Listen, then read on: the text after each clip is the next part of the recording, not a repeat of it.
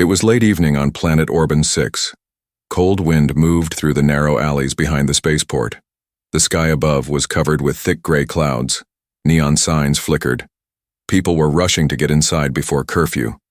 Leo, a young human mechanic, walked slowly through the alley with his toolkit. He was fixing a broken pipe for an old trader nearby. His jacket was torn at the sleeves and his boots were wet from walking through puddles. He just wanted to go home. But then, he heard something. A soft sound, like crying. He stopped. The sound was coming from the shadows near a trash bin. He turned his head slowly, and there, sitting on the dirty ground, was a small alien girl.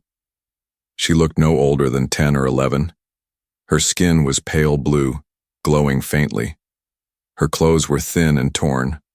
Her hair, white like snow, was tangled and messy. She was shaking.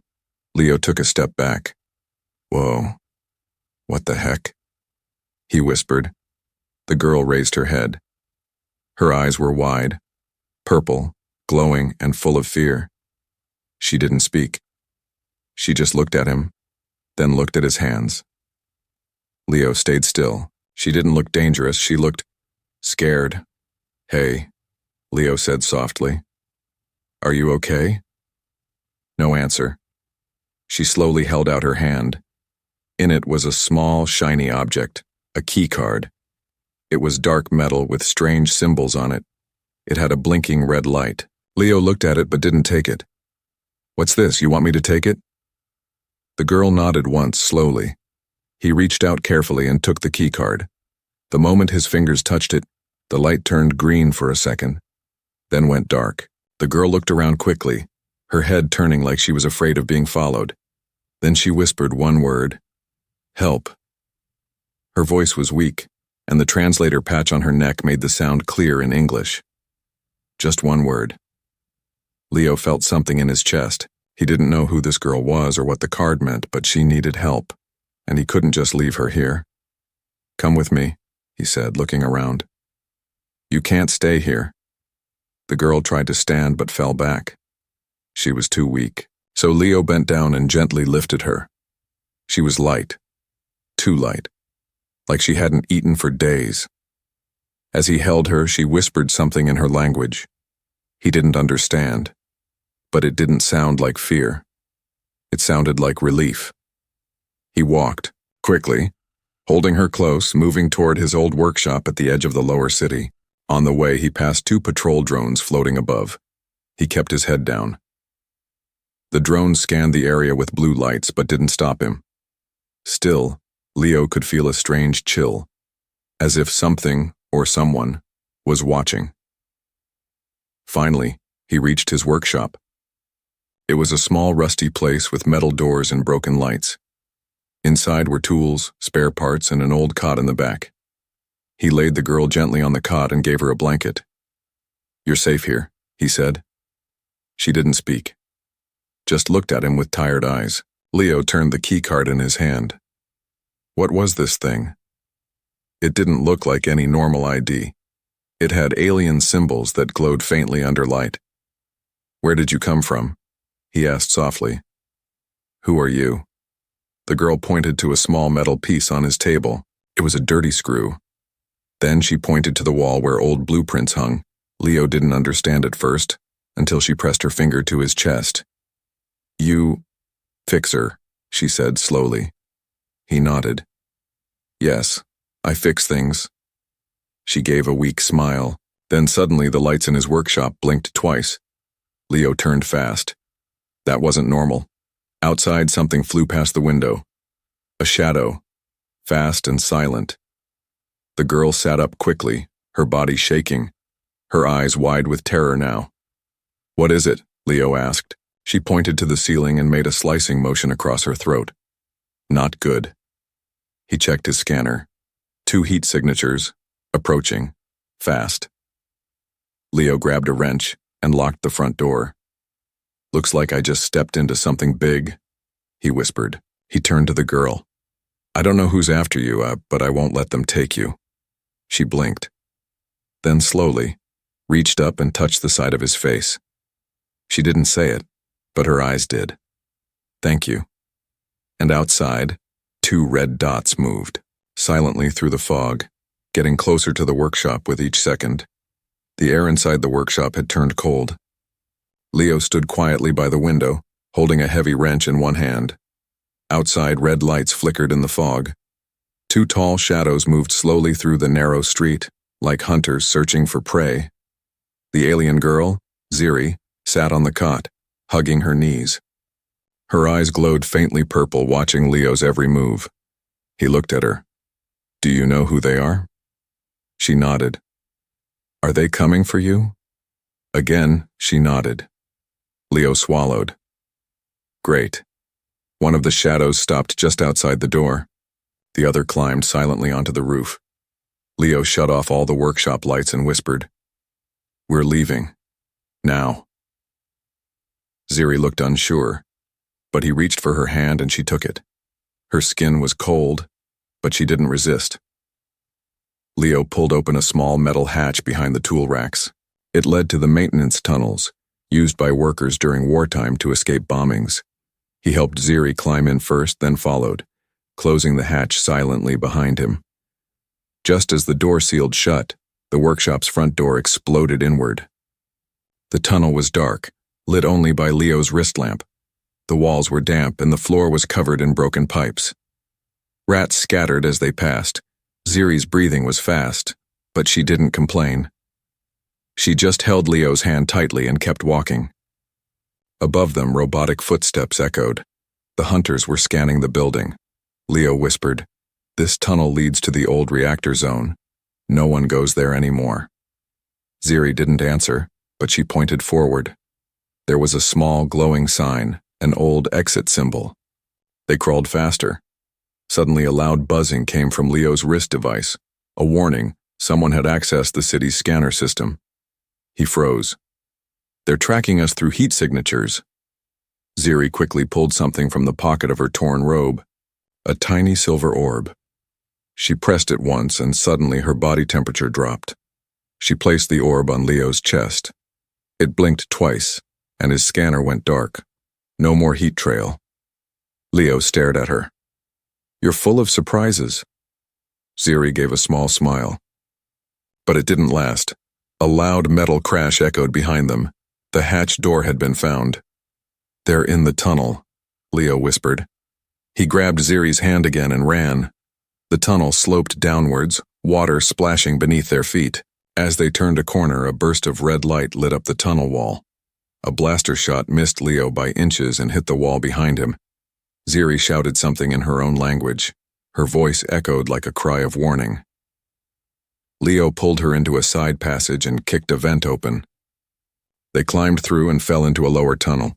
It was tighter, older, and smelled of burned fuel. The footsteps followed. Leo spotted a panel ahead. It was a sealed blast door. He scanned it with the key card Ziri gave him. To his surprise, the light on the door blinked green and opened. Inside was an old maintenance room filled with dust, old tools, and broken robots. Leo slammed the door behind them and locked it. Ziri collapsed onto the floor, coughing. Leo handed her a canteen. "Drink. We're safe, for now." She sipped the water and looked at him with tired eyes. "You're not scared?" she asked. Leo sat beside her, breathing hard. "Terrified, but I've been in tight spots before." She hesitated, then pointed to the key card. "You opened the door. Only special DNA can do that." Leo frowned. "What does that mean?" Ziri looked serious. "That card is from the Vault of Memory. My people guarded it for centuries.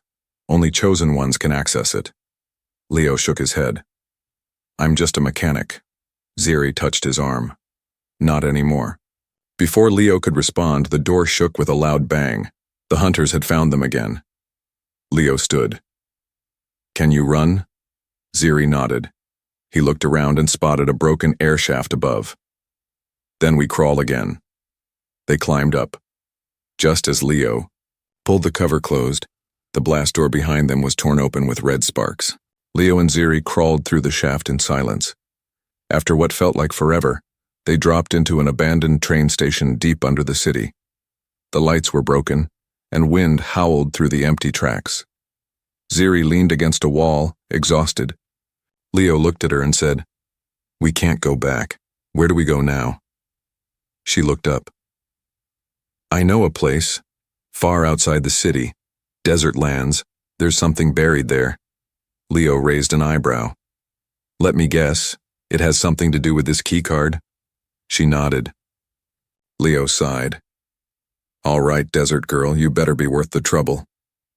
Ziri smiled faintly. "You'll see."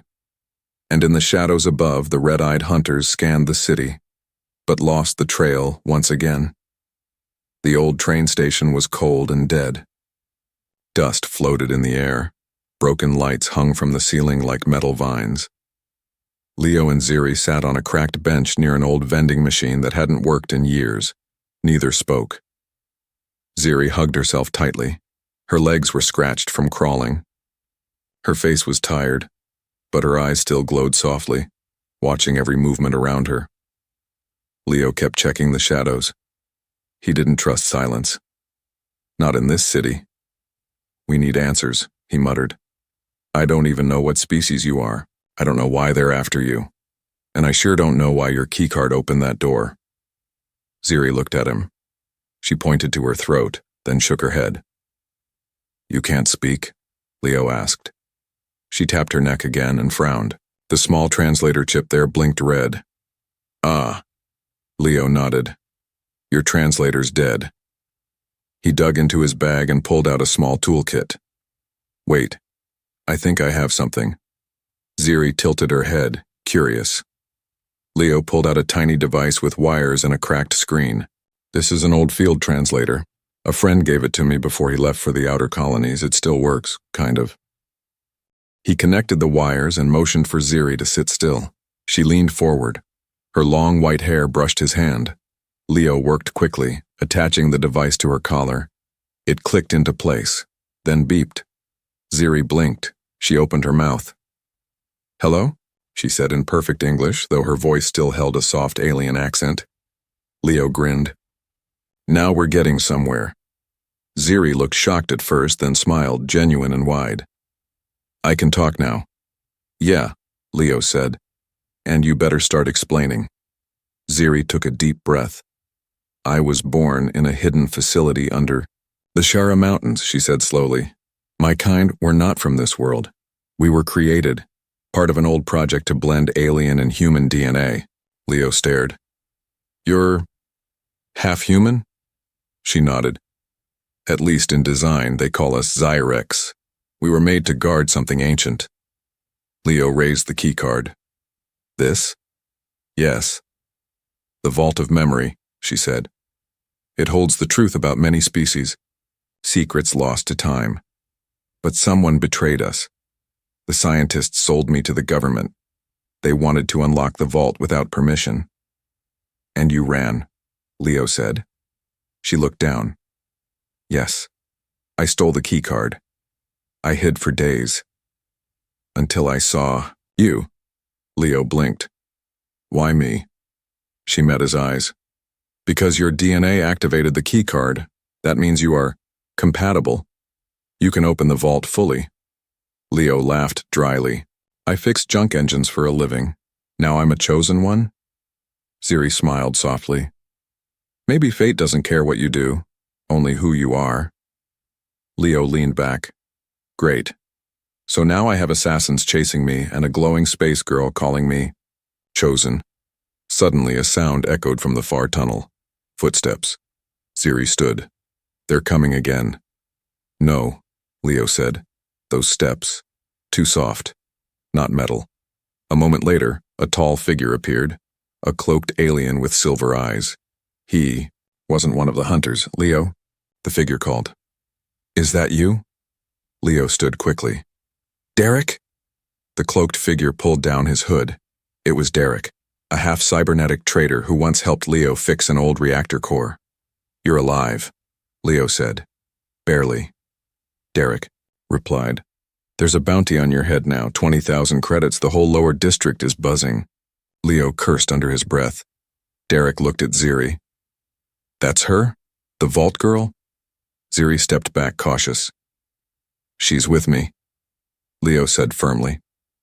We're not giving her up. Derek raised his hands. Easy, friend. I didn't come to sell you out. I came to warn you and offer help. Leo tilted his head. What kind of help? Derek tossed a small chip onto the bench. That's a portable cloaking emitter. Lasts only 20 minutes, but it will hide both of you from scanners. Use it wisely. Leo picked it up. Why are you helping us? Derek smiled sadly. Because a long time ago your father helped me escape death. This makes us even. Then he turned and walked back into the tunnel, vanishing like a ghost. Ziri looked at Leo. We have to go to the desert now before they block all exits. Leo nodded. First we find transport, then we move. She looked at him. Thank you for trusting me. He sighed. Let's hope I don't regret it. As they climbed the stairs to the surface, Ziri held the keycard tightly in her hand. The strange red glow returned, and this time, it pulsed like a heartbeat. The stars above the desert were brighter than anywhere Leo had ever seen. He sat on top of an old cargo hauler as it rumbled through the sand. Wind blew sharp grains against his face. Ziri sat beside him, wrapped in a heavy gray cloak that Derek had given them. Her eyes were fixed on the endless dunes ahead. The city lights behind them were long gone. They had escaped just before lockdown. Leo used the cloaking chip to slip past 3 scanner drones, and Ziri had hidden her glow with a mixture of desert dust and coolant oil. Now they traveled through the deep wild. No roads, no maps, just Ziri's memory and a blinking keycard that pulsed in her palm. How far now? Leo asked, raising his voice above the engine's roar. Ziri answered softly. Not far. The land will change soon. You'll see it. Black rocks, shaped like claws. Leo frowned. Sounds welcoming. She didn't smile. Her face was serious. They rode in silence for another hour. The temperature dropped sharply as night deepened. Cold wind whistled through the hauler's broken panels. In the distance, something howled. Ziri's hand tightened around the keycard. We're near. The ground beneath them started to change. The golden dunes faded into sharp black rocks, just like she said. Strange shapes poked out of the earth like twisted fingers reaching toward the stars. A faint blue mist hovered near the ground. Leo stopped the hauler and jumped down. This place gives me bad dreams already, he muttered. Ziri stepped down too, her eyes glowing faintly. She walked forward, not afraid. This is sacred land, for my kind. We were made here. We were trained here. Leo followed her as they climbed through the rocky terrain. Suddenly Ziri stopped. She dropped to her knees and placed the keycard on a flat stone. It glowed bright green. The ground shook. Circle of ancient symbols lit up around the stone. Slowly, the rocks began to move, sliding away to reveal a staircase leading underground. Leo stepped back. Okay, that's new. Ziri looked at him. No one has been here for 100 years. They descended into the earth.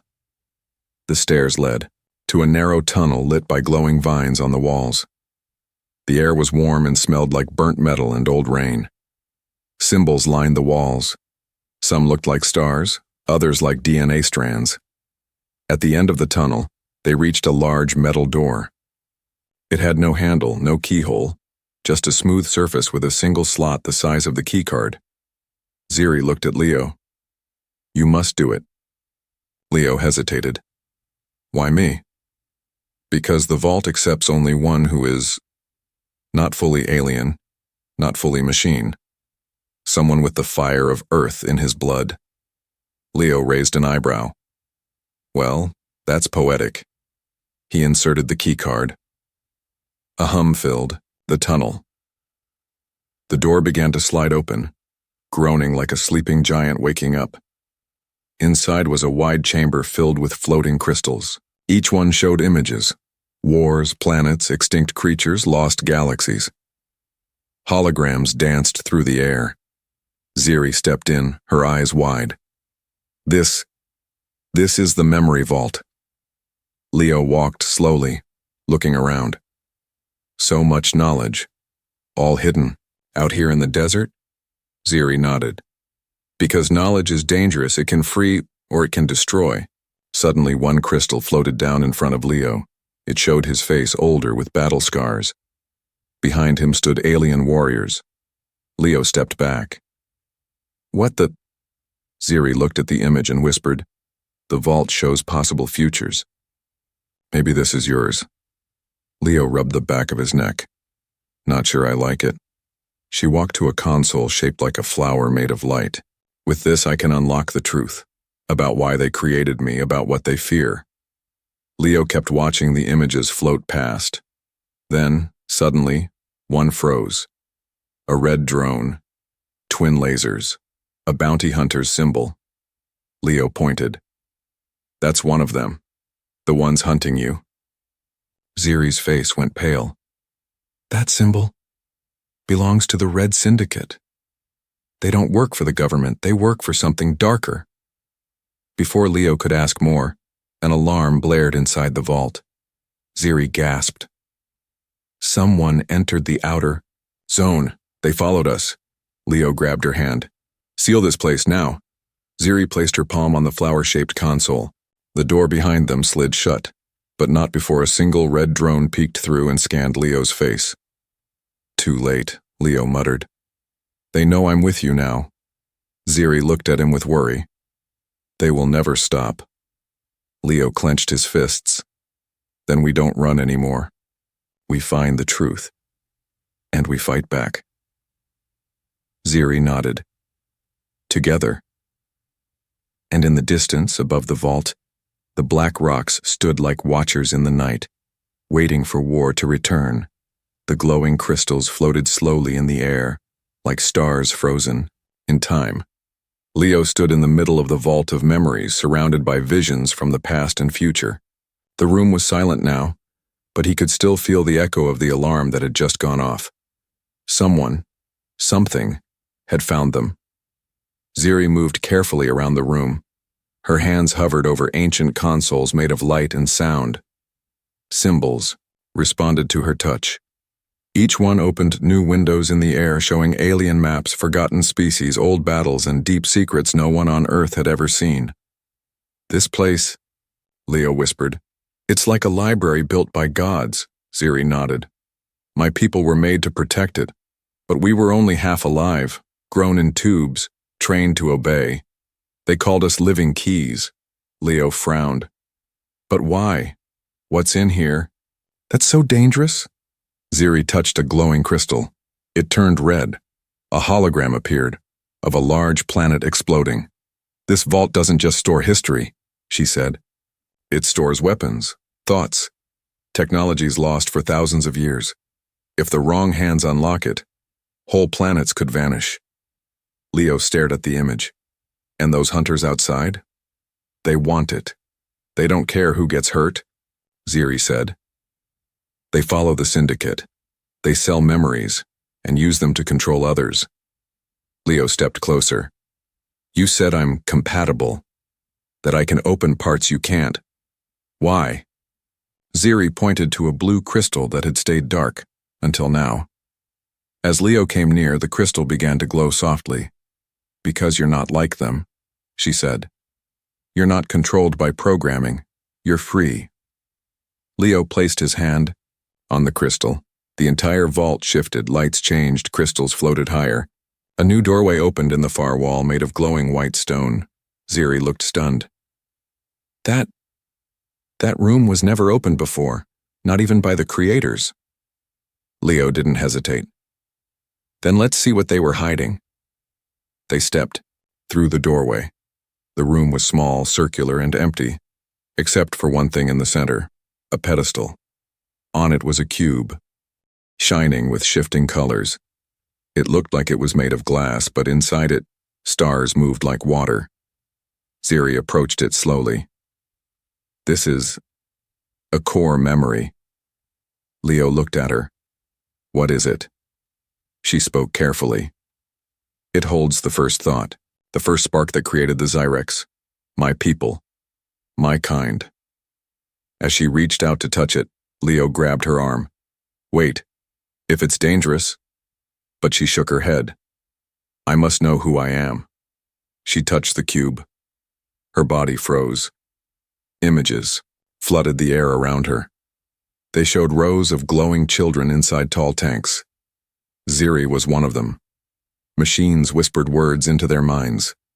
Soldiers pointed at stars. Commands were burned into their memories.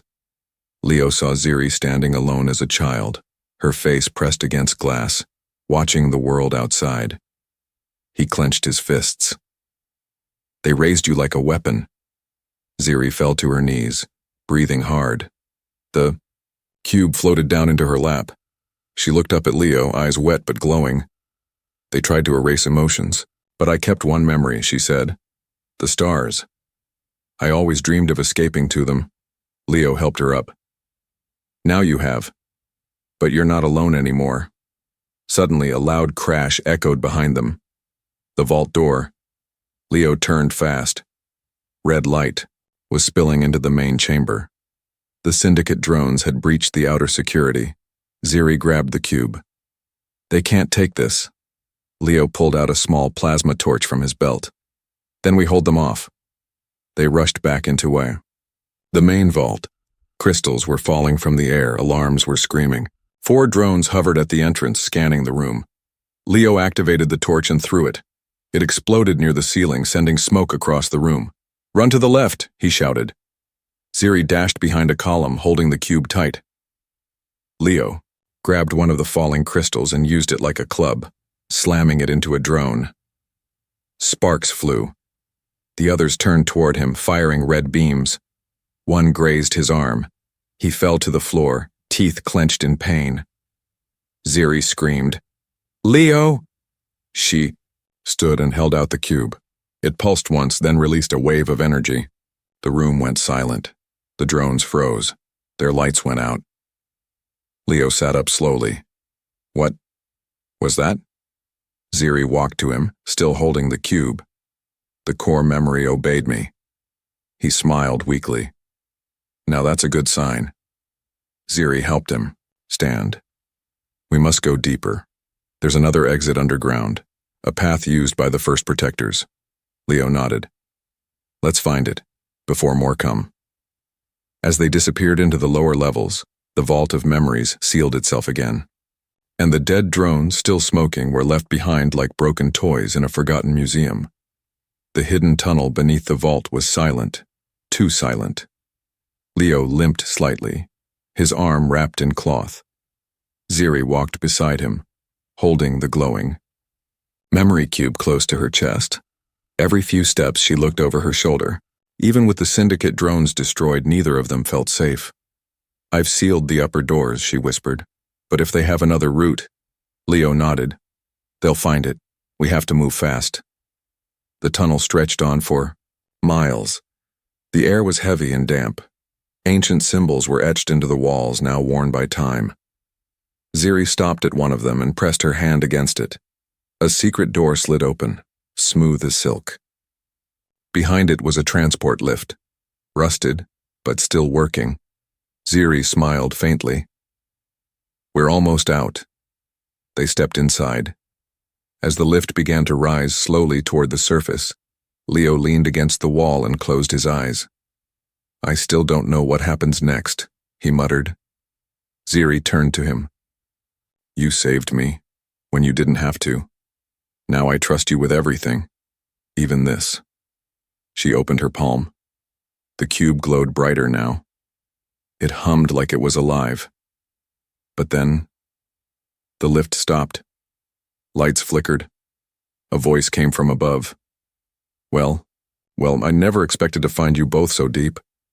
Leo's eyes snapped open. He knew that voice. Ryler, he said darkly. The lift roof peeled open with a loud hiss.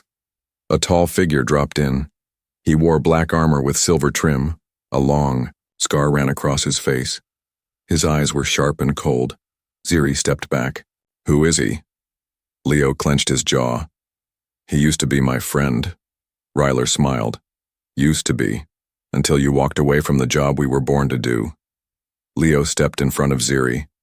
Selling people, working for criminals, that's not a job, it's betrayal. Ryler shrugged. Survival, Leo. I work with power, you work with junk. He turned to Ziri. Give me the cube, girl. I don't want to hurt you. Ziri stood tall. You hurt many already. You won't get this. She clutched the cube tighter. Ryler sighed. Then I'll take it by force. He raised his weapon. Leo rushed him. The fight was brutal. Fists slammed into armor. Sparks flew. As weapons clashed, Leo fought hard, but he was injured. Ryler slammed him into the lift wall. Leo gasped in pain. Ziri screamed, "Stop!" The cube in her hand flashed bright white. Energy burst outward, knocking Ryler off his feet. He hit the floor hard, dazed. Ziri ran to Leo. Are you okay? He coughed, but smiled weakly. Still breathing. They turned to Ryler. He lay on the ground, growling. You're making a mistake, both of you. The syndicate won't stop. Even if I fall, others will come. Leo stared down at him. Then we'll be ready. He pulled a small charge from his belt and attached it to the lift wall. You're staying here. Your door opened to a quiet desert ridge. They stepped out into the moonlight. Leo turned back one last time. Goodbye, Ryler. He pressed the detonator. The lift exploded below, sealing the tunnel forever. Ziri didn't speak. She looked out across the sands. Leo sat down beside her. What now? She held up the cube. The data inside can destroy the syndicate. It has their true origins, their secrets, their control codes. But we need a place to send it. Leo thought for a moment. I know a place. There's an old orbital station above Orban 6, abandoned but still linked to the Galactic network. If we reach it, we can upload everything. Ziri nodded. Then that's our next stop. Leo looked at her. You sure you want to do this? She gave a sad smile. My life was built from lies. Now I'll use the truth to break them. Far behind them, the desert was silent again. But in the stars above, storm clouds were gathering. The orbital station floated above planet Orban 6 like a sleeping ghost. Its surface was cracked. Panels were missing. Lights flickered on and off like a dying heart. It hadn't been touched in over a decade.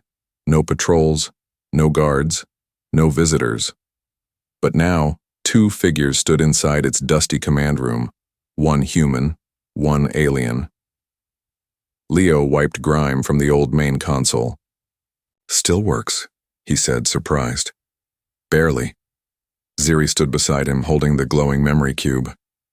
This is our only chance. Once I connect the core to the uplink, the secrets of the syndicate will go across the galaxy. Leo nodded. And once that happens, they'll come for us with everything they've got. Ziri didn't flinch. Then let them come. She placed the cube onto the center panel. The station came alive. Screens lit up. Satellite dishes turned. Old backup engines hummed to life. A loud voice spoke through the speakers. Ancient data detected. Confirm identity of source. Leo placed his hand on the biometric scanner. The console glowed green. Identity confirmed. Human compatible. Vault access granted. Streams of data flowed into the system. Thousands of files, images, messages, coordinates, and secret names.